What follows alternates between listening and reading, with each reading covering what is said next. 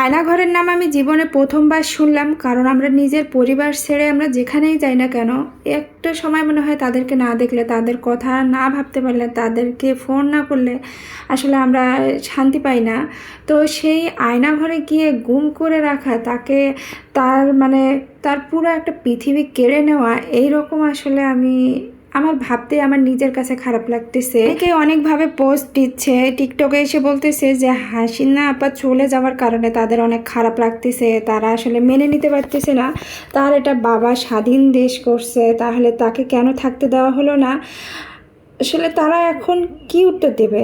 আপনার পরিবারের কাছ থেকে যখন আপনাকে হুট করে নিয়ে যাওয়া হবে, এই রকম জায়গায় গিয়ে আপনি কি একটা দিন থাকতে পারবেন? আপনার আবেগ দিয়ে কাজ করার আগে বিবেক দিয়ে ভাবুন যে এই ধরনের যে কাজগুলো করছে, আসলে এগুলো একজন সাধারণ মানুষ, আমরা আসলে এই জিনিসগুলো ভাবতেই পারি না যে 8 বছর একটা মানুষকে তার একেবারে নিয়রের অপরাধ মানুষ, তারা অন্য কোনো যদি অপরাধও থাকে মনে হয় এইরকম জায়গায় কাউকে রাখে না।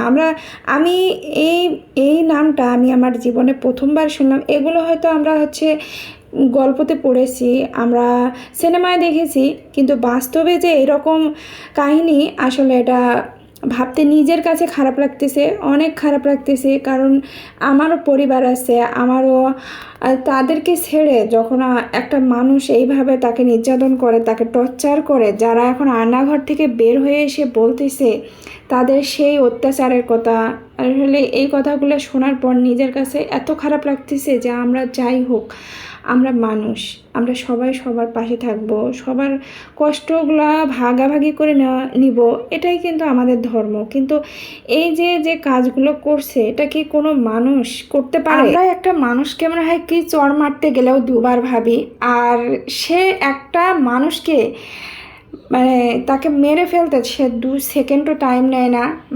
যার পথে যে আসুক না কেন, তাকেই সে গণভাবে সে খুন করেছে। তারপর সে যদি তাকে না করতে পারলেও, খুন না করতে পারলেও, দেখা যায় তাকে আয়নাঘরে গিয়ে রাখছে। এমন একটা ঘর বানাইছে আমাদের দেশে, আসলে আমরা ওই পাশ দিয়েই কিন্তু অনেক লোক চলাচল করছে, তারপরেও কিন্তু তারা বোঝে নাই যে এইখানে সে অপকীর্তিগুলো চালাচ্ছে। আর তার প্রতিটা মন্ত্রী মিনিস্টার বাড়িতে কিন্তু কোটি কোটি টাকা আসলে বের হচ্ছে, যেটা আপনারা দেখছেন। আর যে এতগুলো কোটি টাকা দেন, এগুলো কে দেবে? আপনারা তো অনেকেই বলতেছেন, আপনারা লেখালেখি করতেছেন যে সে কিন্তু অনেক কাজ করছে। হ্যাঁ, মেনে নিলাম কাজ করছে, কিন্তু সে যে এতগুলো টাকা ঋণ করে গেছে, এগুলো কে দেবে? আপনারাই বলেন।